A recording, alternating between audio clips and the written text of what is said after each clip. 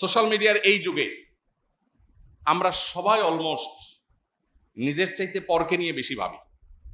নিজের চাইতে অমুকে কি করেছে, তমুকে কি করেছে, অমুকের কি বলা উচিত ছিল, তমুকের কি করা উচিত ছিল, কার কি সমস্যা আছে, আমার কি সমস্যা আছে, এটা নিয়ে কোনো অ্যানালাইসিস সাধারণত করার সুযোগ আমাদের হয়। ওই যে শুরুতে বলেছি, আল্লাহ রাব্বুল আলামিন দুনিয়াতে যখন পাঠিয়েছেন তখন একটা মন দিয়ে পাঠিয়েছেন। সেই মনটাতে কোনো নোংরামি ছিল, কোনো কলুষতা ছিল, কোনো খারাপ কিছু ছিল?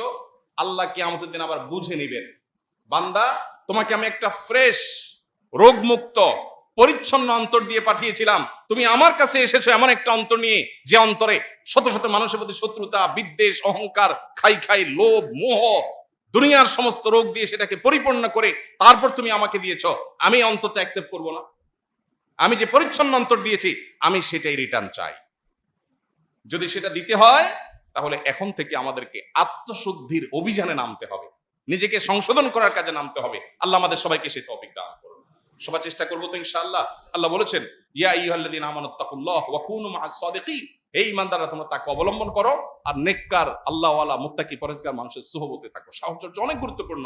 পরিবেশ, নেককারদের পরিবেশ কিন্তু মানুষকে নেককার করে, বদকারদের পরিবেশ মানুষকে বদকার করে। এই জন্য সাহচর্য এবং সোহবত মানুষকে যত দ্রুত পরিবর্তন করে, অন্য কোনো কিছু এত দ্রুত পরিবর্তন করে না। এক বস্তা ভালো আলুর মধ্যে একটা পচা আলু রেখে দিবেন, ওই পচা আলুর সোহবতে থেকে থেকে আশপাশের সবগুলো পচতে থাকবে, পুরো বস্তা পচে শেষ হয়ে যাবে। এই জন্য ভালো মানুষ, ভালো পরিবেশ, যে মানুষগুলোর অন্তরে দুনিয়ার মোহ নাই, আল্লাহওয়ালা, দুনিয়ার খাই নাই, তার মধ্যে চললে, তার সাথে চললে আপনার মধ্যে মানসিকতা আসবে।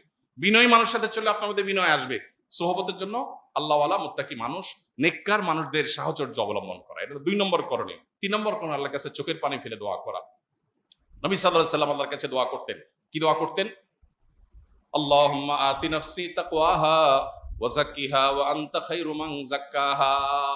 বহু আমরা যে টপিকে আলোচনা করছি এই টপিকেই দোয়া। হে আল্লাহ, আমার অন্তরকে আপনি পবিত্র করে দিন, এটার পরিশুদ্ধ করে দিন, নোংরামি থেকে, কলুষতা থেকে আপনি পরিচ্ছন্ন রাখুন। আল্লাহর কাছে এই দোয়াটা সকাল সন্ধ্যা নবীজি নিবেদন করতেন, নিয়মিত আমাদের নিবেদন করতে হবে। অতএব ত্রিমুখী প্রচেষ্টা, গুনাহ থেকে বাঁচা, গুনাহ হয়ে গেলে তওবা করা, এবং নেককারদের সাহচর্য, সোহবত, আর আল্লাহর কাছে চোখের পানি ফেলে দোয়া করা। আল্লাহ আমাদের সবাইকে পরিশুদ্ধ অন্তর নিয়ে আল্লাহর সাথে সাক্ষাতের তৌফিক দান করুন।